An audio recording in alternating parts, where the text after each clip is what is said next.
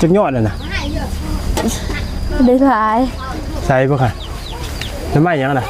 ไม่บงไม่บงวะน้อยน้องอ๋อเป็นดังบ่ดิไข่เป็นไข่น้อยรุ่นแบบนั่นเลยพี่น้องแบบหายใจจะออกเลยเนาะโดยคุณสบายบ่สบายโดย6 7 8 9 10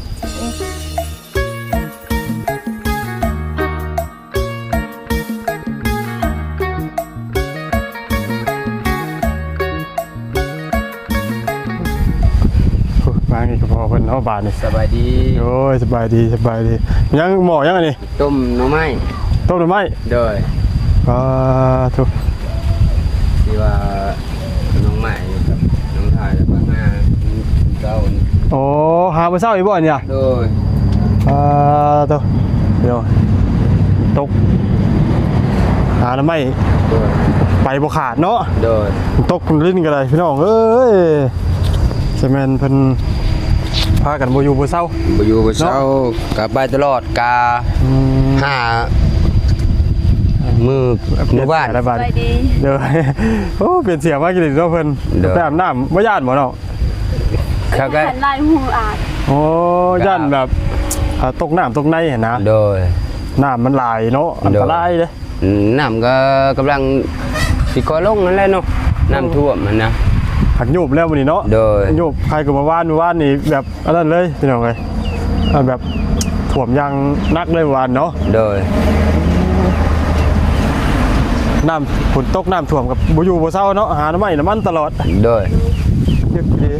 เมื่อวานก็น้องมาน้องทายไป5 กิโลกะเฮาก็ไปเลิกกะไปตามห้าแล้วตอนน้องบาบุญไปท้ายคลิปว่าเฮาลอยน้ำไปข้ามภาคนั่นไปลาไปภาคนั่นหั่นน่ะโอ้ฮาว่ามันบ่เคยไปนะแต่กี้หั่นน้ำท่วมกะทีหลังๆนี่ก็4-5 ปีนี่ก็บ่เคยไปมา5 กะปีนี่มันไปโอ้เฮาก็คิดว่าลูกโตนแล้วลูกไปแล้วไปพ่อกันนี่ใช่น่ะพ่อแล้วพ่อก็เฮากลับมาแล้วก็เฮาแล่นพาไปทางพี่ไปทางนี้อีกแหละไปทางภาคนี้อีกไปหาถามสะบอกสะบานนี่ว่าเห็นบ่น้องมาน้องทายก็เลยน้องลาน้องน่ะน้อยนั่นล่ะโดยมาเห็นลาวไปเก็บกิโลโอ้ก็ได้ไปจะคนน่ะเช็คหน้าอยู่ก่อน5 คนฮะ5 คนเจ้าบ่ย่านบ่ย่านน้ำแบบน้ำลายน้ำยังทีไม่ได้อยากกินย่านเดียวหากินได้เนาะแต่ก็เพื่อว่าหามาเลี้ยงชีพเนาะโดยชีวิตประจำวันพี่น้องเลยเพราะว่าถ้าบ่หาแนวนี้ก็มัน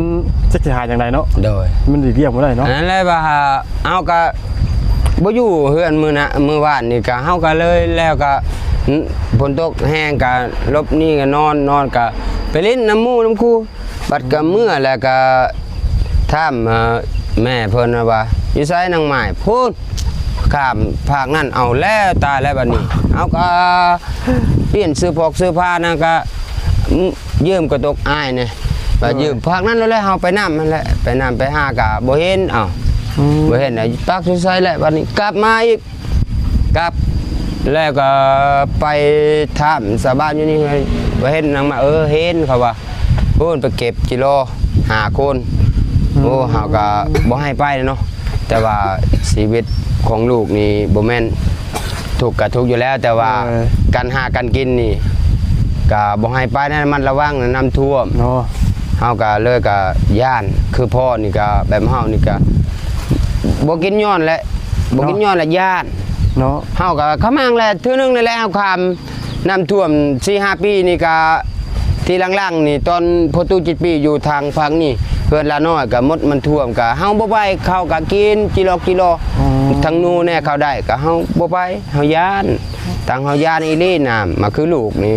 บ่คือพ่อแล้วก็ไปเลยเฉยเอาแล้วตายบัดนี้ครับว่าพอดี แบบว่าเฮาก็นิ่งน้ำเนาะ โดย ก็นิ่งน้ำแบบว่าย่านตกน้ำตกในเป็นหันเป็นหนีเนาะ โดย เพราะว่าเรื่องน้ำนี่มันอุบัติเหตุเกิดได้ทุกเวลาเนาะ โดยก พี่น้องเว้ย ำกะหลายบทเลย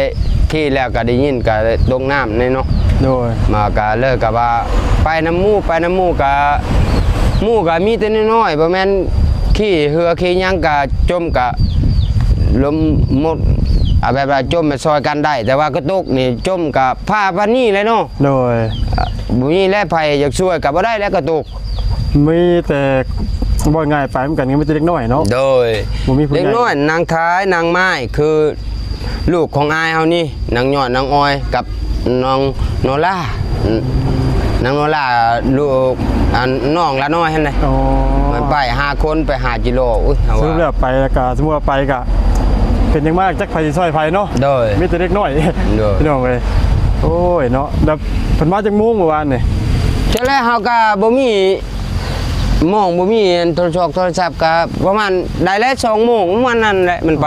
ก็แต่12โมงแล้วมองนั้นเฮาก็ไปแล่นหาก็เห็นทีมงานบาวุ่นบ้านป้ามาก็ไปหาไปย่างอ้ายไปตามหาน้องไม้ว่าเอาอยู่ไสว่าอันผู้ไปหาจิโร่ผักนั่นแหละน้องเอ้ยอ้าวสิไปบ่ไปน้ำไปน้ำนั่นแหละไปห่วงพ่อห่วงลูกนั่นแหละบัดน่ะก็เลิกก็ไปน้ำนั่นแหละไปน้ำก็บ่เห็นอ้าวห้องโอกแล้วบ่ได้ยินไผแล้วตายแล้วบัดนี้ไปกลับมาล่ะฝากนั้นไปแล่นอยู่ฝั่งนี้อีกหนาวๆโอ้ เพราะว่าเมื่อวานนี่น้ำจังว่าน้ำกำลังขึ้นเนาะ โดย แล้วแบบน้ำเป็นลายดีพี่น้องเมื่อวานแบบว่าถ้าว่าเกิดว่าเป็นภัยกะช่วงเวลาที่ว่าบ่เห็นลูกเห็นเต้าภัยกะต้องคิดแบบเดียวกับทั้งอ้ายเพิ่นเนาะ โดย ช่วงนั้นนะพี่น้องไอ้ช่วงที่ว่ามันน้ำกำลังมาแห้งบัดลูกก็บ่อยู่บ่เห็น โด เนาะ ยโดย มันก็เป็นเรื่องปกติพี่น้องเว้ย โดย และเรื่องเรื่องที่ดงที่ดินนี่มีคนมาแจ้งงบเพิ่มอยู่ปะ เขาก็แจ้งนะแจ้งแล้วก็มือเช้านี้ก็ทีมงานมากก็แจ้งแล้วว่าครบแล้วได้แล้วงบ อ๋อ ก็ซื้อที่ดินที่ดอนนั้นนะเขาแจ้งแล้วว่าได้แล้วว่าที่มาประหาแบบเจ้าของดินกับนัดไว้ โอ้ อันคนเล่าเท่าแก่อยู่ในบอกในบ้านนี่ก็นัด เมื่อเช้านี่ไผมาแจ้ง บ่ไร เอาอะไร โดย โอ้ เบา แจ้ง ได้เบาเสียงแนวเบาจันเบาจัน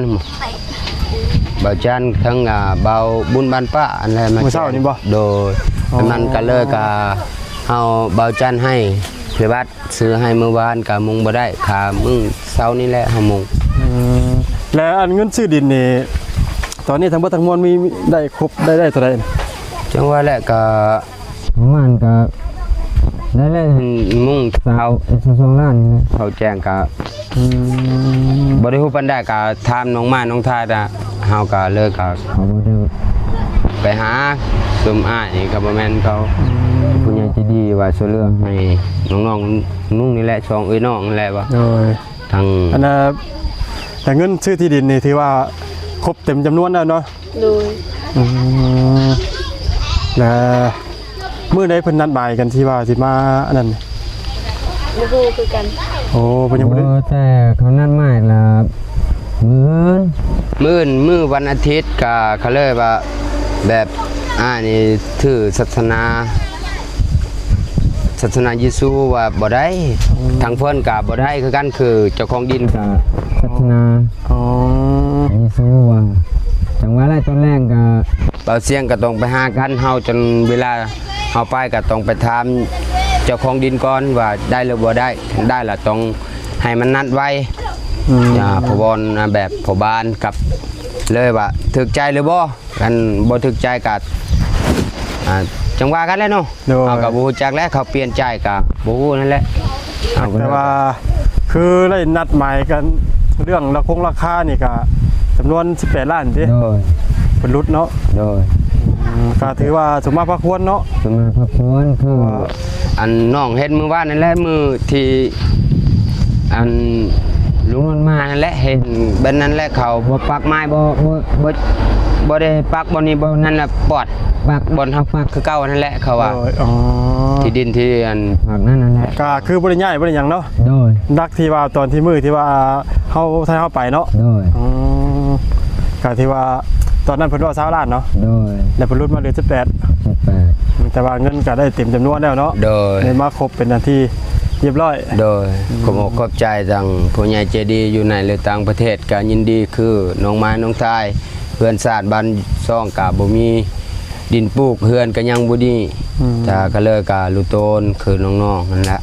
ทางละทีมงานแน่ขอบอกขอบใจให้เพิ่นว่าทีมงานไปหาก็เลยก็สิมีดอกมันมีละทีมงานบอกเขาว่าโอเคว่าน้องๆนุ่งว่าเสริมล้านเสริมลุงแน่ว่ามันมีหยังก็บ่มีตอบแทน โดย มีแต่ตอบแทนนี่มีแต่น้ำใจกับขอบใจนะฮะทางผู้ใหญ่ใจดีทางทีมงานแน่ว่ารู้ว่าแต่มีและน้ำจิตน้ำใจกับตอบแทนกับบ่มีแต่ว่า มีแต่คำอวยพรอวยไส้เนาะ คำอวยพรให้ใส่ให้เพิ่นให้หังให้มีให้พัฒนาอยู่ดีมีแห้งปลอดภัยไปทางได้ก็มีแต่โชคมีแต่ลำมีแต่รวยไปทางได้ก็มีถึกหวยรวยเล็กว่า โดย อันนั้นแหละก็ สิมีหยังตอบแทนชีวิต คือน้องมาน้องท่านี่ก็แบบประจำแบบไปหาหนมกหน้ำไม้อันแบบนี้แหละนะบ่าวอันบ่าวว่าสิมูมีแล้วว่า เพราะว่าฝนตกมาบ่มีหม่องอยู่เมื่อวานนี่พี่น้องเอ้ย โดย เปียกว้าตกว่ะเพราะว่าทั้งน้องเพิ่นว่าเมื่อวานนี่คือจังว่าฝนตกมากลางถ้าตกอยู่ระหว่างกลางคืนนี่แทบแบบว่าบ่ได้นอนเนาะ โดย แทบไม่นอน เลย ฝั่งนั้นก็มีแต่เปียก อยู่ฝั่งนั้นก็บ่เปียกแต่เวลาฝนตกก็มันก็ลมแน่มันก็สะลงเข้า อ๋อ อันบันกระจาดเฮือนนั่นแน่ก็หมดเปียกคือน้องท่ายไอ้น้องไม้นี่ก็เลยว่าขี้ข้านอยากขี้ข้านอยากแบบมันนอนก็บ่ได้ไปข้อนอนเฮือนในบ้านเฮือนป้าเรานี่แหละไปขอเฮือนในป้า ไปนอนรถนี่แบบคนก้อนหยุดปนมือได้กับมันนี่ก็ได้นอนป้าก็ได้ ว่าลูก โดย สิบ่เป็นหยังก็นอนนำกันก็อายลูกก็เติบโตเลยเฮาก็บ่ได้นอนไปหาการเครียดกันกบนั่นแหละก็อยู่กับลูกก็อยากนอนบ่ได้ว่าดูต้นลูกครับ สบายใจอาบน้ำเหมือนกันเลย มาจะอาบน้ มาตามน้ำดิ ำดู มาเบิ่งทางนี้ก่อน ป้าไทยคนเยอะมื้อป้า ไปขอไม้ให้น้องเพิ่นเด้อ เด้อบางเชียงคนป้ากันโดตรงแลน่ะ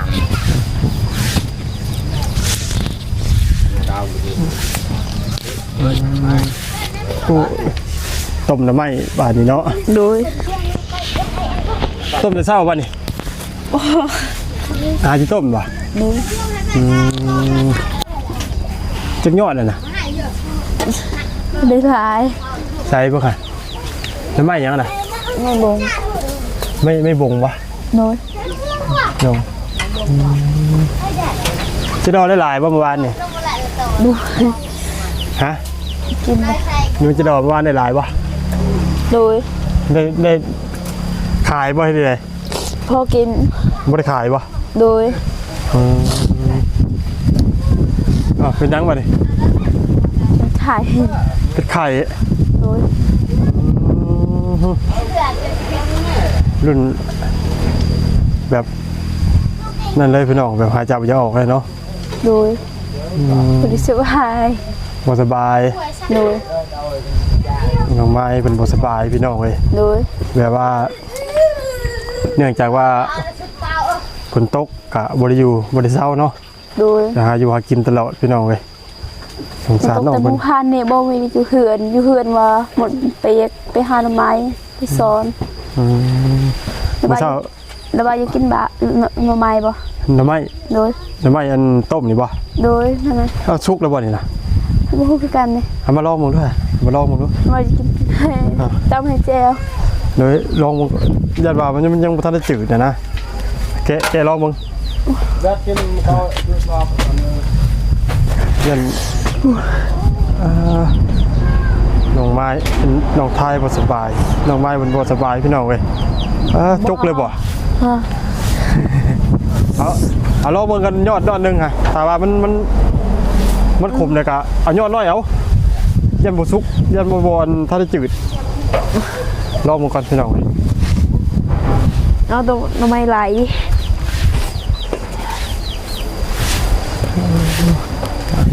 ลองมึงยอดนึงก่อน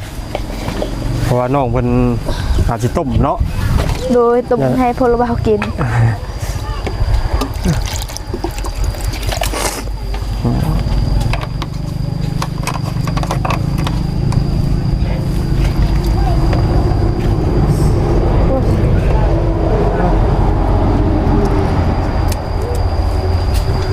ครับจะรอมาว่านี่ก็ได้พอกินติ โดย หากบ่ได้ขายใช่ไหมเนาะ โดยประเทศลาวให้ฮอกแบ่งกัน ยังไห้ว่าเดี๋ยวนี้ยังเนี่ยโอ้พี่น้องเลยดีใจบ่เนาะ โดย ดีใจแล้วบัดนี้เนาะเรื่องดินเงินซื้อดินกะพอเลยเนาะ โดย ใกล้จะได้เงินใกล้จะได้มองอันปลูกเพื่อนปลูกชาติเนี่ยพี่น้องเลยได้ดินได้ยังไงครับ ได้อินดีใจแฮง ดีใจเนาะ โดย แต่ว่ายังเต็มคันได้ดินแล้วก็ต้องหาเงินซื้อไม้อีกบาทนี่เนาะ บ่มี ไม้มีเดี๋ยวปะ บ่มี ผมมีเนาะ โดย มีแต่ไม้ในตารางเท่านี้แล้วจิ โดย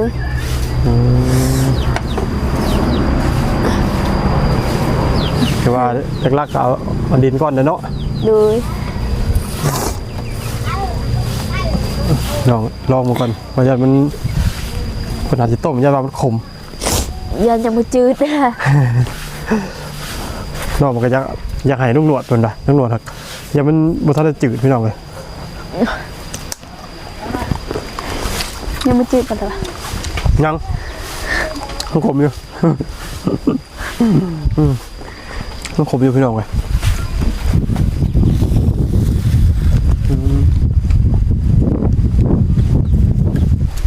เราก็ไม่สนใจไม่ต้องกันละพี่น้องเลย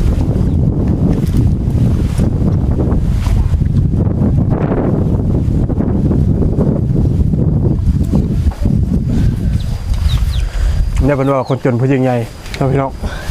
ตัวเองสิ่งใดที่หาได้ก็อยากให้ทั้งทีมงานหรือว่าหมู่ครูได้กินเนาะ โดย เนื่องจากว่าสิ่งใดที่เรือบากกว่าแรงเนาะ โดย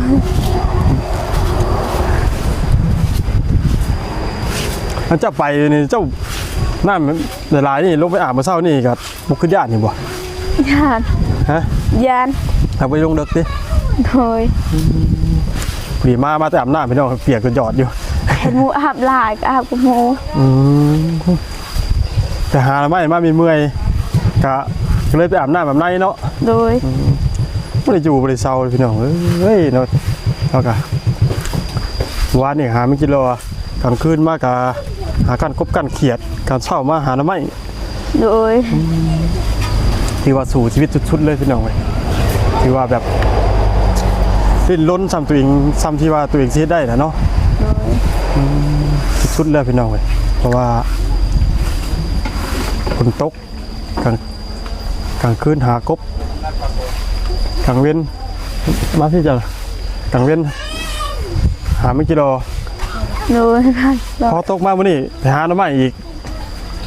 แต่ว่าหน้ำไม้กะ บ่เห็นไปหาให้พวกระบาว ฮะ ไปหาพวกให้ระบาวกิน โอ้ยเนาะผู้พี่น้องเฮ้ยหามาต้มเพื่อว่าไว้ทั้งทีมงานเนาะ โดย อยากตอบแทนพี่น้องเลยอยากตอบแทนน้ำใจเนาะ โดยบ่มีหยังตอบแทน ขอบมุกขอบใจทั้งน้องเพิ่นพี่น้องเลยเป็นกับหัวเพิ่นสิเอาหยังมาตอบแทนเนาะเพิ่นก็คือ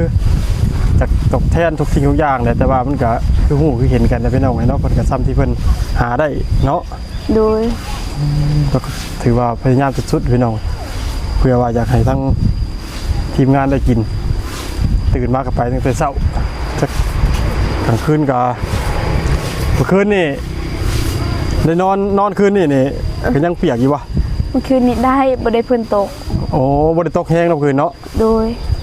มันตกแต่มื้อเช้าเนาะ โดยแต่เมื่อวานนี้เพิ่นตกแห้งบ่ได้นอน สุดๆเลยเนาะพี่น้องเอ้ยหากแต่ว่ายังดีมีผ้าบัดมานี่เนาะ โดย อันมุ่งตอนได้นี่ มาจัง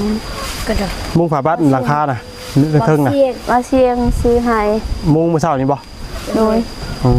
บ่เสียง ใจเบาเสียงซื้อซอยให้น้อง โอ้ แต่บ่มีในมกเปียกคันยามเพิ่นตก ว่า โดย เบิ่งเฮือนอยู่ก็บ่มีเฮือนก็หมดไผ อดเอาดูเลยเนาะ โอ้ย เวิงเนาะบ่เกินความพยายามเนาะ โดย พยายามไปเรื่อยๆพี่น้องเอ้ยตอนแรกอะกินตอนหยาก็ยังคิดว่าน้ำบัดนี้ก็เริ่มมีสิได้มีอาการนัดหมายจ่ายเงินจ่ายคำเพิ่นเนาะ โดย ครับใกล้แล้วอดเอามีแต่ว่าหาเงินซื้อไม้ซื้อตอกแล้วซื้อเสาซื้อหยังได้บาทนี่ เฮ็ดได้บาทนี่ฮะ บ่มีเงิน เนาะ โดย หักเสานี่บ่เสานี่สิเฮ็ดได้บ่เสานี่เสาไม้กลมนี่ เฮ็ดบ่ได้ เนาะพี่น้องมีแต่เสาไม้กลมที่ว่าทั้งอ้ายเพิ่นเนาะหาไว้ก่อนหน้านั้นน่ะก็มีไม้เส้นบ่ว่าจักเส้นนะพี่น้องก็สิบ่เกิน7-8เส้นดอกเนาะเพอลุงหน่อยเคยนับอยู่รอบนึงแล้วพี่น้องแต่ว่าลุงหน่อยก็จำบ่ได้ฮะ14เส้นบ่โอ้นี่เพิ่นไปเบิ่งไม้นี่ไม้เส้นพี่น้องเอ้ยนี่แล้วว่า14เส้นแล้วว่ะก็นับเบิ่งก่อนเอ้าเขาว่า14เส้นนี่นับเบิ่งด้วยน้องท้าย นับค่ะ นับไม้เส้นนี่ เลือกก็ลวง นับด้วยค่ะ ล่วงเสียล่วง นับเป็นนี่บ่อ่า นึ่ง 2 3 4 5 6 7 8 9 10 11 12 13 14 14เซนตามที่ยายเพิ่นบอกเนาะเสานี่เสาไม้ยังไงนี่ จึงไม่ย่างอะไรไม่ตามผู้เลยจ้ะก็คือไม่ย่างเขาก็ คอยว่ามันดอกบ่ได้นี่นะ ดอกหมด เออ 3 ปี4 ปีแล้ว เดี๋ยวช่างเนี่ยครับ ใช้งานบ่ได้แล้วเนาะ นี่ครับ ใช้บ่ได้แล้วพี่น้องมันดอกแหละ ดอกหมด ไม้เนื้ออ่อน ใช่นี่ก็หมดแล้วพวกที่ไม่กินนั่นน่ะ โอ้มันเป็นไม้เนื้ออ่อนเนาะพี่น้องเอ้ยมันไม้เนื้อแข็งมันป้าไว้หลายปีบ่ถึกฝนถึกหยังแน่ โดย เนาะมุงนี่แล้วเนาะฝนก็สิมาเพราะฝนเนาะกะสำหรับคลิปนี้ลุงหนวดก็จะได้ขอจบคลิปเรื่องเพียงเท่านี้ก่อนเด้อพี่น้องเด้อเพราะว่าให้น้องไม้น้องไทยเพิ่นไปหากินข้าวกินน้ำก่อนเนาะลุงหนวดจะไปเข้าไปหาทั้งน้องน้ำมันต่อพี่น้องเว้ยก็มีไทยน้องไม้น้องไทยเนาะลำลาทั้งป้าลุงเนาะบ่แม่นพี่เลยสบายดีเด้อดูเด้อสบายดี ทางลุงเจดีทำ FC เด้อสบายดีเด้อทั้งพ่อเพิ่นเนาะ สบายดีเด้อ เด้อ ที่ในต่างประเทศมีสองหมวดมาเห็นเก็บคือน้องพาน้องไม้ที่ว่ายากจนเงินสร้างบ้านช่องกับบ่มีทีมงานมากก็ดีอกดีใจได้ปฏิบัติก็ดีอกดีใจนำทีมงานทางเบาจันทร์ทางผู้ใหญ่ใจดีอยู่ในต่างประเทศยินดีคือหลักๆคือน้องไม้น้องชายมีจะใกล้จิมินบนดินดอนจะตั้งเฮือนใกล้จิมีแล้วว่าบุญวาสนาของน้องไม้น้องชายมีน้ำจิตน้ำใจผู้ใหญ่ใจดีให้ตั้งใจว่าด้วยพัฒนาสิ่งใดให้รวยสิ่งนั้นได้เงินได้ทองได้ทุกสิ่งทุกอย่างได้มีแต่ของดีๆอยู่ในผู้ใหญ่ใจดี สาธุ ถูกเนาะพี่น้องก็คือได้ฮู้ได้เห็นเนาะพี่น้องเลยได้ดินเนี่ยก็ยังมีแต่หาเงินซื้อเสาบาทนี่เนาะ ดู ซื้อเสาซื้อไม่ทรงไม่เส้นก็ว่าไปแล้วบาทพี่น้องเลยเพราะว่าเรื่องเสานี่ตัวนี้มันใช้งานบ่ได้แล้วเนาะเอาต้องหนวดไปก็ได้เด้ออยู่ดีมีแห้งเด้อโดยอยู่ดีมีแห้ง รถปลอดภัยเด้อ โดย ใจเด้อ โดย ได้คนไทยตัวนี้ โดยอ่า เดินทางปลอดภัยเด้อ โดยแล้วจะไปทางเรือนน้องหน้ามันก่อนพี่น้องบาทนี่เนาะเราสำหรับคลิปนี้ลูกหน่อยก็จะได้ขอลำลาเลยพี่น้องเลยเนาะก็คือว่าพี่น้องเรื่องดินเนาะเป็นซื้อลงซื้อดินก็ถือว่าพอแล้วพี่น้องเนาะไม่แต่ฐานนัดหมายกันจ่ายเงินพี่น้องทั้งฐานที่ทางอ้ายเพิ่นบอกให้ฟังเนาะพี่น้องเนาะก็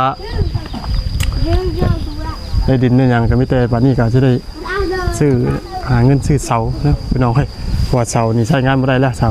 แต่เพิ่นมีไม้เส้นอยู่นี่14เส้นพี่น้องไว้เนาะไม้เส้นที่ว่าเพิ่นเตรียมการไว้ตั้งแต่เพิ่นสิมีโครงการแต่ก่อนนั่นน่ะพี่น้องไม้ก็หลายปีแล้วแหละไม้ก็เนาะแต่ว่ามันเป็นไม้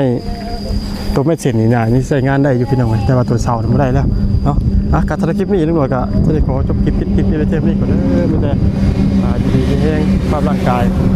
มันจะปู่จะพ้นเนาะลำๆรวยๆคลิปจบแล้วก็ฝากกดไลค์กดแชร์ก็เป็นกำลังใจให้กับทางหนวดเนาะเพื่อหนวดก็จะมีกำลังใจถ่ายคลิปลงคลิปใหม่ๆให้ทางไปพี่น้องพี่ได้เบิกกระจกไปเรื่อยแต่ละคลิปนี้สบายดี